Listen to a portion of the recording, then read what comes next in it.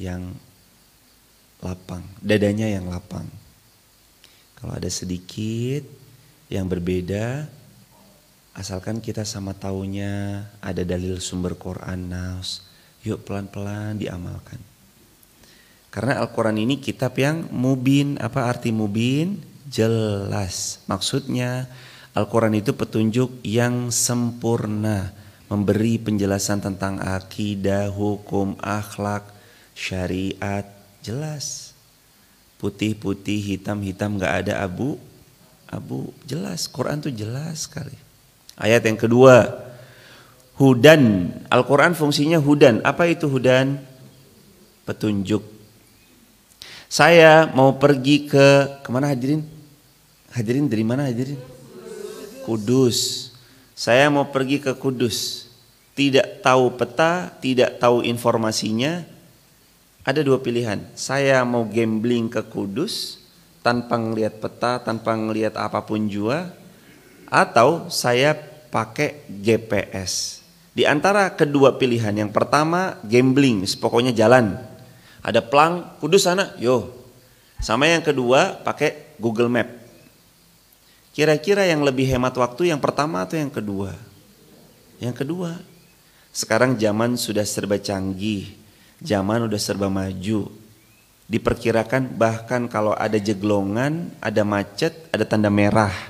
Macetnya nggak begitu parah, tandanya oranye. Semuanya termudahkan lewat GPS, Google Map. Tinggal kita pencet, berangkat.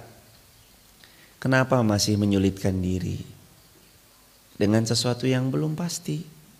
Sekarang saya tanya, asumsi pikiran kita sama Al-Quran, kira-kira jelas, valid, benar yang mana? Asumsi pikiran kita sendiri atau Quran? Jelas. Asumsi kita itu bisa benar, bisa salah. Tapi Quran gak mungkin salah. Asumsi kita, pikiran kita tentang sesuatu itu bisa benar, bisa salah. Tapi Quran gak mungkin salah. Makanya dia sifat dan fungsinya hudan. Jadi nomor satu, Quran itu petunjuk. Menunjukkan ke arah mana supaya masuk surga. Ini loh, mau masuk surga. Sini saya kasih tahu petunjuknya, ini Quran. Nomor dua, wa busyra. Quran ini harus busyra. Apa itu busyra? Ayo dibaca artinya hadirin. Busyra adalah kabar gembira. Jadi Quran ini ya memang harus membuat kabar gembira, yang nyenengin, jangan membuat orang takut, jangan membuat orang pergi dari peringatan dan nasihat. Hadirin, kalau ada sesuatu yang mungkin agak-agak sensitif, udah jawabannya banyak-banyak doa, banyak-banyak minta sama Allah. Daripada nanti dia bersinggungan cuma karena hal-hal yang kurang ahsan. Nah, karena Quran itu basicnya nomor satu, apa tadi? Hudan. Hudan artinya petunjuk. Nomor dua, busyra. Apa artinya busyra? Jadi belajar Quran harusnya gembira atau sedih atau nelangsa? Yang happy, yang senang. Ada peringatannya Ustadz? Ada. Busyra wa nadhira. Ada busyra, ada nadhir. Busyra diberi kabar gembira, yang senang, yang happy, yang gembira, dakwah yang menggembirakan. Tapi ada juga wa nadhir, dan beri peringatan. Namun di ayat yang kedua ini Allah tuh udah, ini Quran petunjuk, udah kamu harus banyak-banyak gembira. Karena Quran ini isinya kabar gembira, yang senang. Orang kalau dapat kabar gembira tuh senang atau bermuram durja? Senang. Senang atau pucet? Ya orang namanya dapat kabar gembira. Bu, itu dalam tas coba dibuka. Ada emas batangan 100 gram dari suami tercinta. Senang gak? Ya senang. Itu kabar gembira tuh gitu. Alhamdulillah. Orang baca Quran, belajar ngaji, ikut kajian subuh syuruk. Harusnya kayak gitu. Alhamdulillah. Yang senang, belajar tuh yang senang. Yang bahagia gitu loh, yang menggembirakan. Jangan yang membuat orang lari. Nabi Muhammad pernah berpesan, wah ini pesannya bagus sekali Nabi Muhammad. Mau dijadiin story WA enggak? Di story. Ya biar update statusnya enggak Masya Allah tabarakallah. Tapi update statusnya yang bagus. Kata Nabi SAW, yassiru wala tu'assiru. Permudahlah, jangan dipersulit. Wabashiru wala tunaffiru. Kasih kabar gembira, jangan memberi kabar yang membuat orang itu malah lari. Intinya, Nabi pesan kepada kita dua hal. Satu, permudah. Dua, beri kabar gembira, jangan jangan nakut-nakutin. Hidup tuh yang seneng, yang bahagia. Selamat ibu mendapatkan 1 unit Honda Beat. Senang atau senang? Senang. Hari ini insya Allah wah ini kayak iklan ini. Nggak iklan ya. Selamat dapat motor. Motornya hari ini jam 9 pagi akan dikirim ke garasi rumah ibu. Sampai senangnya bukan main. Itu kabar gembira tuh gitu. Nyenengin sama orang yang menerima kabar. Jadi belajar Quran setiap subuh. Tadabbur Quran tiap hari itu harus membuat hidup kita makin senang. Jangan sedih, senang. Belajar Quran tuh yang happy, yang senang, yang bahagia. Karena Al-Quran surah An-Naml ayat yang ketiga, Quran itu fungsinya ada 2. Yang pertama hudan, apa arti hudan? Petunjuk. Yang kedua busyra, apa arti busyra? Pemberi kabar gembira. Itu kita belajar Quran. Hudan wa busyra lil mu'minin, untuk mereka yang beriman. Kan kita insya Allah lagi belajar menata iman. Belajar memperbaiki iman. Belajar memperkuat iman. Maka orang-orang beriman, dia jadiin Quran sebagai petunjuk. Dan orang-orang beriman menjadikan Quran untuk kabar gembira. Jadi habis ini ketemu sesama majelis taklim yang senang. Jangan ditakut-takuti ya. Ada orang belum hijrah. Mbak, saya tuh gak pernah ngelihat jenengan kalau ngaji. Iya bu, saya baru datang. Sungkem dulu sama yang senior. Waduh. Jangan gitu hadirin. Disambut. Oh baru ngaji, iya. Ya Allah seneng ya. Nanti butuh apa-apa kabarin. Nanti kalau misalkan mau barengan, biar maksimal kendaraan saya isinya penuh. Ayo gak apa-apa kan kita sejalan juga. Nanti biar saya ampiri, saya jemput. Yang seneng gitu. Hadirin gitu, dijemput. Wah. Saling ngampirin. Barokah insya Allah jemaah. Ayat 4 dilanjut, ayat yang keempat dilihat artinya hadirin. Oh ayat yang ketiga. Iya yang tadi yang kedua berarti ya? Oh salah tadi, bukan An-Naml ayat 3 tapi An-Naml ayat 2. An-Naml ayat 2. Ayat yang ketiga. Alladzina yuqimunas shalah, dan mendirikan sholat.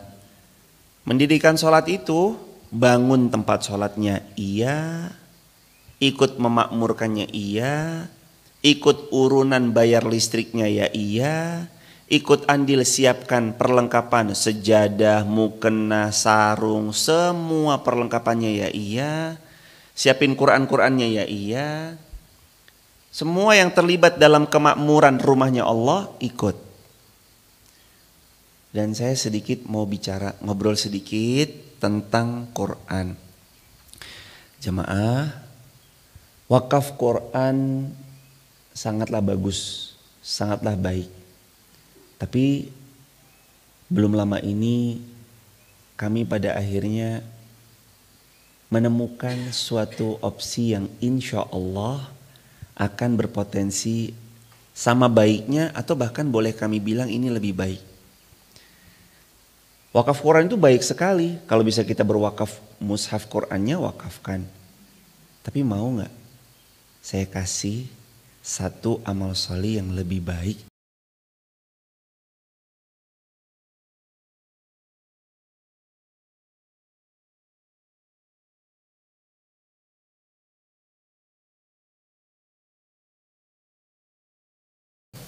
Yang ngajar Quran banyak atau sedikit?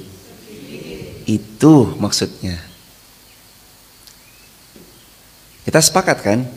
Quran alhamdulillah sudah banyak. Yang mengajar Quran banyak atau sedikit? Sedikit. Berarti setelah alhamdulillah kita sudah wakaf Quran, sudah berikan Quran, sekarang saatnya yuk fasilitasi guru-guru Quran.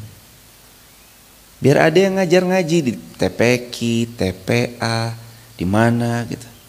Alhamdulillah kan Qurannya udah ada, tinggal gurunya.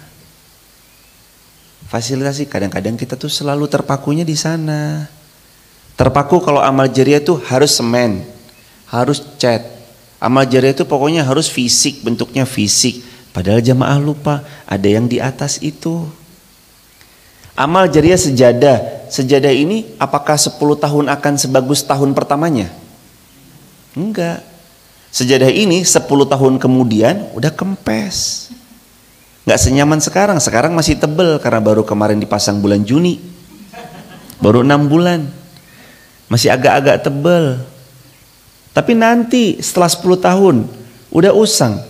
Lah kalau 20 tahun tambah tipis lagi, apakah nanti nggak diganti dengan yang baru? Pasti diganti dengan yang baru lagi. Itu kalau kita fisik. Tapi kalau ilmu yang diwakafkan, ilmu yang difasilitasi, justru kata Nabi, ilmun yantafa'u bihi, ilmu yang bermanfaatlah dia yang akan terus mengalir jadi jariyah. Bahkan ulama bilang potensinya sampai hari kiamat. Hadirin dapat ilmu. Kira-kira sadar atau tidak sadar, ilmunya pasti dipraktekkan kan? Setelah itu diajarkan lagi sama keluarga, betul? Sama anak-anak diajarin lagi, betul? Terus begitu kan? Diajarin terus, itu ilmu.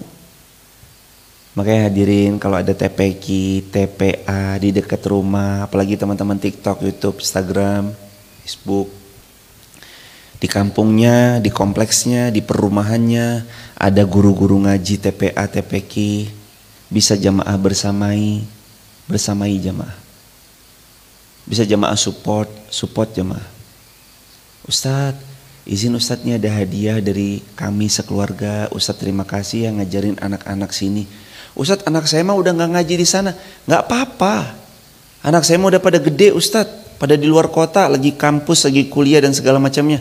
Nggak apa-apa. Nggak rugi kok kita menghadiahi seorang daripada yang terus istiqomah ngajar di TPQ, TPA. Walaupun bukan anak kita yang beliau-beliau ajar, tapi kita mau dapat pahala mengajar Quran. Nah ini makanya jamaah, makmurkan tempat sholat. Alladzina yuqimunas shalah. Masjid, yuk kita makmurkan.